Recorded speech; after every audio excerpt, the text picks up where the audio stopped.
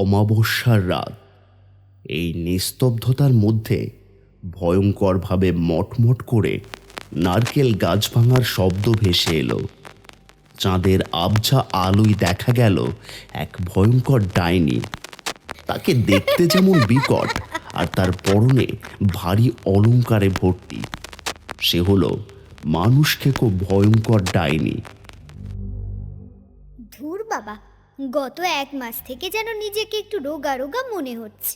যখনই মানুষ শিকার করতে যাব তখনই সবাই মন্ত্র পড়া শুরু করে দিচ্ছে। উফ, একটু শান্তিতে যে তাদেরকে ধরে ধরে খাবো তারও কোনো উপায় নেই। এই গ্রামের লোকগুলো আবার কেমন কে জানে। বাবা, এই তো আমি চাই একেবারে ভরপুর গ্রাম। কি ঠান্ডা, কি আরাম। আমি তো এবার থেকে এখানে থেকে যাব। আজ থেকে এই গ্রাম, এই বাগান সব আমার। আদেশ ছাড়া একটা মাছি যেন এদিক ওদিক হবে না। আর যে আমার হুকুম অমান্য করবে তাকে আমি চিরতরে শেষ করে দেব। অবশেষে বাগানের সেই উঁচু আর পুরনো গাছটার নিচে সে এসে দাঁড়ালো। তার লম্বা ভয়ঙ্কর হাতগুলো দিয়ে গাছটিতে স্পর্শ করতেই যেন একটা শীতল স্রোত বয়ে গেল। তার বিকট মুখে হাসি ফুটে উঠল।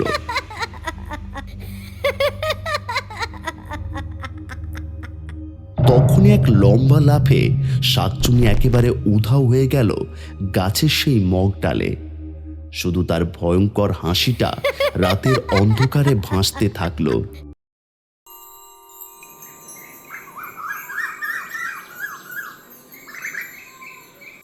রামলাল আর বলাই সেই বাগানের মধ্য দিয়ে হেঁটে হেঁটে যাচ্ছে। এই বলাই, এ কিসের একটা পচা গন্ধ বেরোচ্ছে? গাছ একেবারে ঘিন ঘিন করছে। আরে হ্যাঁ গো রামলাল দাদা, কি বিচ্ছিরি গন্ধ! হাওয়াতে যেন একেবারে ভেসে বেড়াচ্ছে। এই জায়গা তো একেবারে নিস্তব্ধ হয়ে আছে। কে এসেছে আমার বাগানে? নতুন দুটো চাকর দেখি। আজকে এদেরকে কিভাবে গতরে খাটানো যায়। আমার বিনা হুকুমে তোরা আমার বাগানে ঢুকেছিস? তোদের এত বড় সাহস! এর জন্য তোদেরকে শাস্তি পেতেই হবে। এ কি সর্বনাশ! কালকে তো সব ঠিকঠাক ছিল। এতগুলো নারকেল এদিক ওদিক ছড়িয়ে ছিটিয়ে পড়ে আছে। এ তো কোনো চোরের কাজ নয় তো আবার। রামলাল ব্যাপারটা বেশি ভাবনা চিন্তা না করে অন্য একটি গাছে উঠে যেই নারকেল পাড়তে যাবে অমনি তার হাতটা অবশ হয়ে গেল, আর তার হাতে থাকা কাস্তেটা নিচে পড়ে গেল। আরে, আমার হাত এরম অবশ হয়ে গেল কেন? সে আবার একটি কাস্তে বার করলো, কিন্তু যেই নারকেল কাটতে যাবে সেই আবার একই ঘটনা ঘটল। হে যা, এ তো আবার পড়ে গেল। না, আজ আর আমার দ্বারা হবে না। কেমন যেন গা ভারী ভারী লাগছে। ঠিক 3বারের বেলায় সে ভয় পেয়ে গাছ থেকে নিচে নেমে এলো।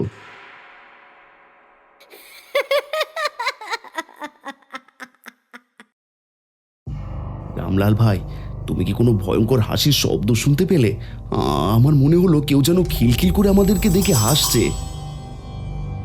ওই না তো, কি সব আজে বাজে বকছিস?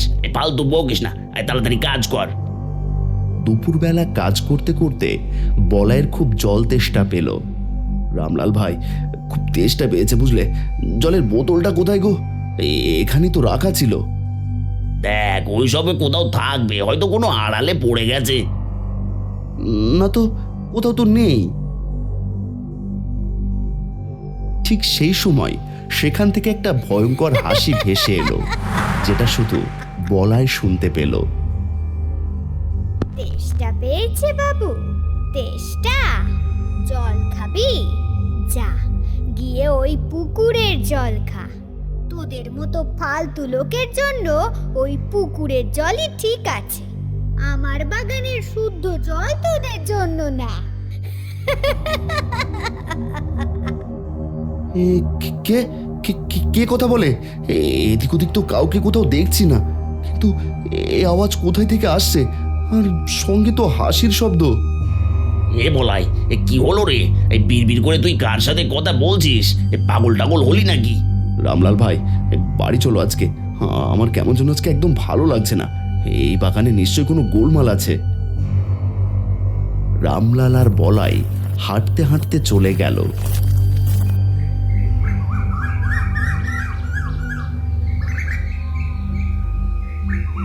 সেই রাতে ডাইনিটা গাছ থেকে নামলো, তার চোখে মুখে দুষ্টুমিতে ভরা। সে রামলাল আর বলাইয়ের খুব যত্ন করে রাখা জিনিসগুলো সব এক জায়গায় রাখলো। ওরে আমার লোভী মানুষ রে, আমার গাছের উপর লোভ, তোদের এত বড় সাহস! তোরা যেই যন্ত্র দিয়ে আমার গাছে নারকেল পারবি, দাঁড়া, তোদের সেই যন্ত্রগুলোকে আমি এমন জায়গায় রাখছি যেগুলো খোঁজার জন্য তোদেরকে আর একবার জন্ম নিতে হবে।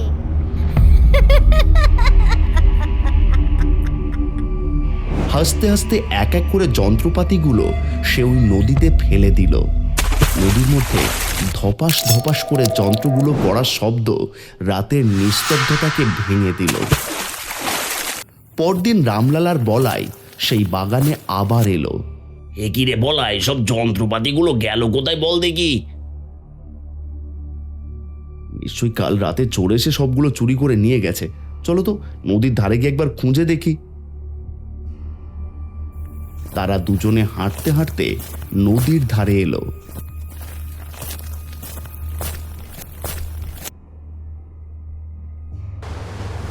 সারাদিন ধরে তারা নদীর মাঝে খুঁজলো, কিন্তু কিছুই পেল না।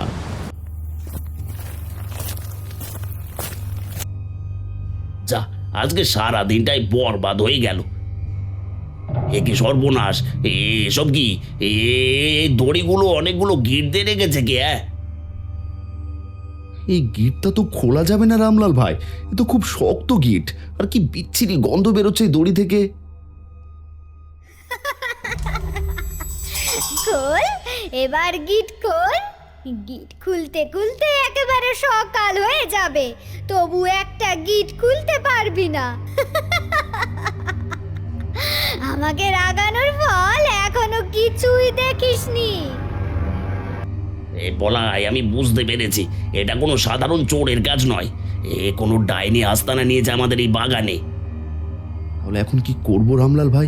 এইভাবে চলতে থাকলে তো আমরা একেবারে বেকার হয়ে যাব। উপায় একটা আছে। কোনো ডাইনি সদ্য জিনিস একেবারেই দেখতে পারে না। কালকে সকালে তুই আর আমি এই বাগানের চারিদিকে তুলসীর গাছ, গঙ্গার জল, ফুল, ধূপকাঠি এইসব দিয়ে পুজো করব। দেখবি এগুলো করলে কোনো ডাইনি আমাদের বাগানের আশেপাশেও আসতে পারবে না।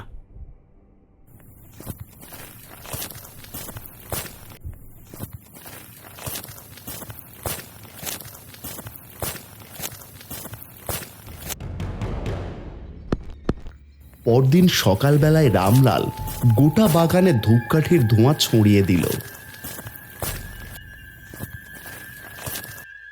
আর তুলসীর গাছ চারিদিকে পুঁতে দিল।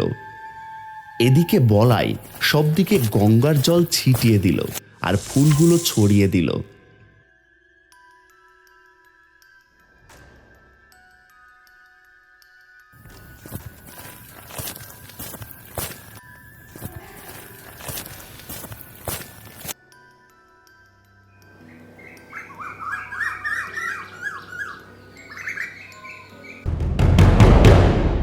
ওরে পাগল লোকজন, তোরা এইসব জিনিসগুলো করে কি আমাকে ভয় দেখাবি? আমার এই জায়গাতে এসব নোংরামি? আমি মানুষ খেকো ডাইনি, তোদের এত সাহস! এই বলে সে এক এক করে সব তুলসী গাছ ফেলে দিল সেই নদীতে।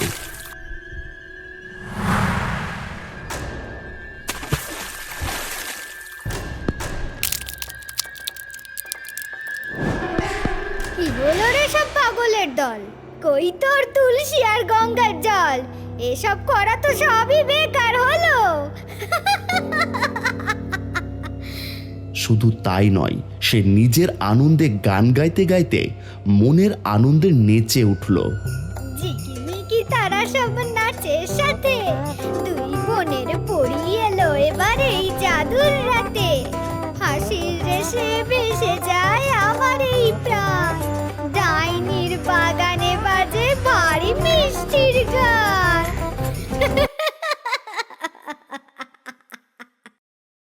রামলাল ভাই, এ কোনো কথাই তো কাজ হলো না। আজকে আমি বাগানে গিয়ে দেখব, তাতে আমার যা হয় হবে। এসব আর সহ্য করা যাচ্ছে না। বলাই রাত্রিবেলা বারান্দায় হাঁটতে হাঁটতে জঙ্গলের পথে ডাইনির কাছে যাচ্ছে। বলাই সেই রাতে যা দেখতে পেল তা দেখে তার গায়ের লোম খাড়া হয়ে গেল।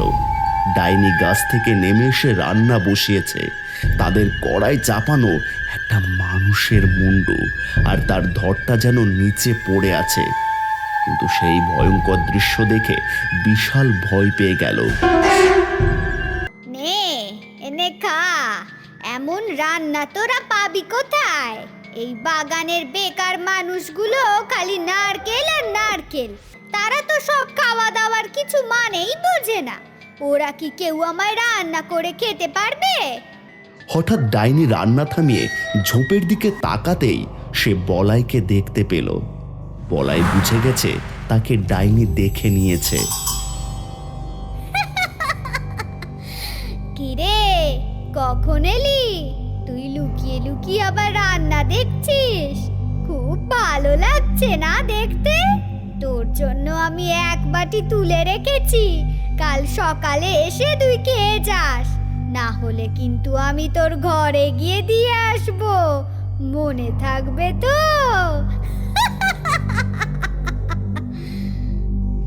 বলাই সরাসরি এই কথা শুনে আর এক মুহূর্ত দেরি করলো না।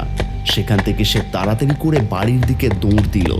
পেছন দিক থেকে শাকচুন্নি আর কঙ্কালগুলো অট্টহাসিতে ভরে উঠল।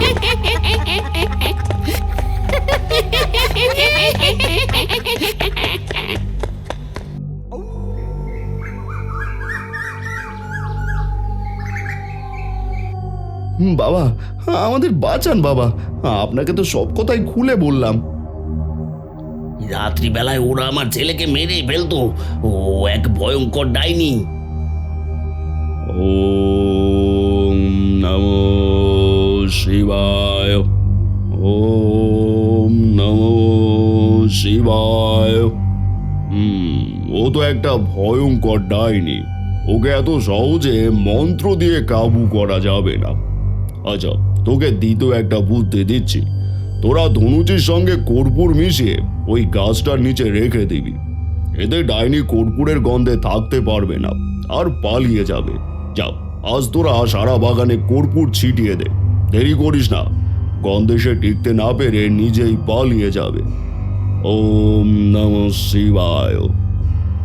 সন্ধ্যা নামতেই রামলাল আর বলাই দুজনে মিলে বাগানের সব জায়গায় ধনুচির আগুন দিল। কিছুক্ষণের মধ্যেই কর্পূরের গন্ধে বাগানটা ভরে গেল।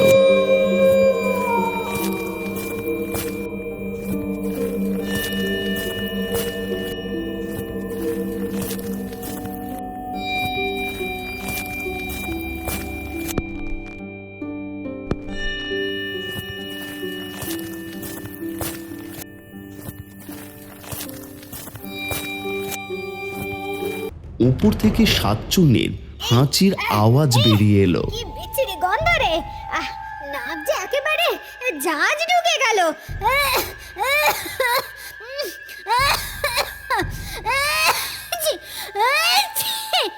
এই এই, তোদের এত সাহস আমার এখানে ধোঁয়া দিয়েছিস?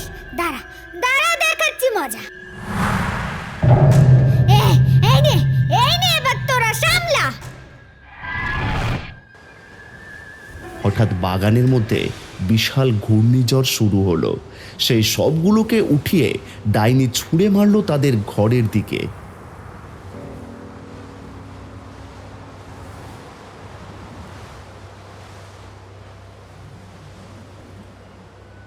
সর্বনাশ!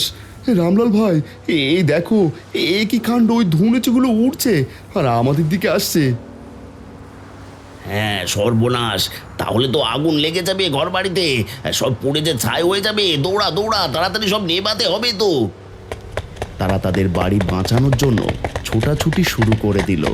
শাকচুন্নি ওপর থেকে দেখে সে আর হাসি থামাতে পারল না। তার ভয়ঙ্কর অট্টহাসি যেন তাদেরকে আরো দুর্বল করে দিল।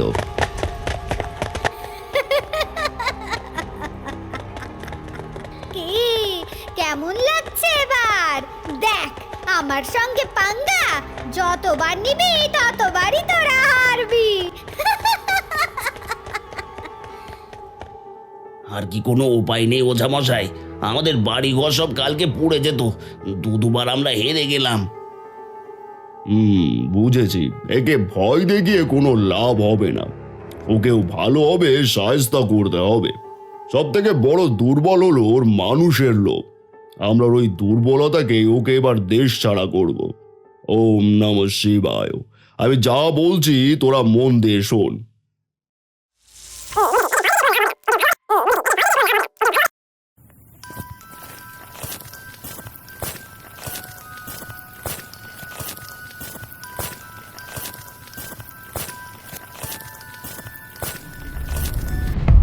ডাইনিমা, ও ডাইনিমা, আমরা হেরে গেছি তোমার কাছে।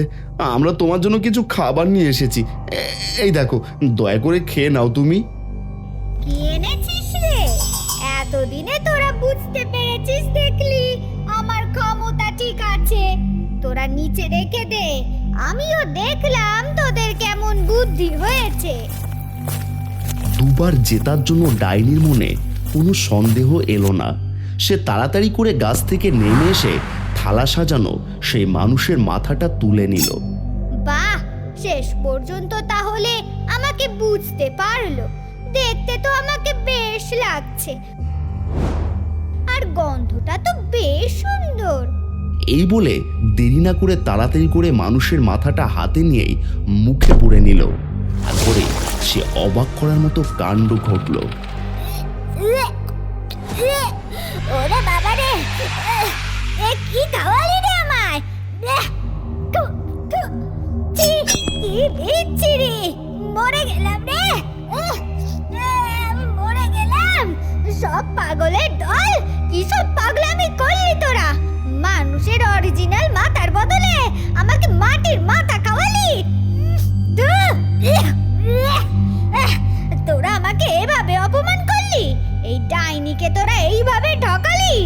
যাকে দেখলে মানুষ থরথর করে কাঁপে, তাকে তোরা এইভাবে বোকা বানালি। আমি এই জায়গায় আর এক মুহূর্ত থাকবো না। তার সমস্ত দেমাগার অহংকারের জন্য সে নিজেই বোকা হয়ে গেল। ভয় দেখিয়ে যাকে তাড়ানো যায়নি, সামান্য বোকা বানানোই তাকে চরম অপমান করল। আমি যাচ্ছি, আমি আর এখানে এক মুহূর্ত থাকতে চাই না। তোর এই নকল মরার মাথা খাওয়ার কথা আমি জীবনে ভুলবো না। তারপর থেকে সেই নারকেল বাগানটি একদম শান্ত হয়ে গেল। রামলালার বলাই বুঝেছিল সবচেয়ে বড় ডাইনিদেরও কোথাও না কোথাও দুর্বলতা থাকে, শুধু সেটা খুঁজে বার করার জন্য বুদ্ধি আর সাহস দরকার।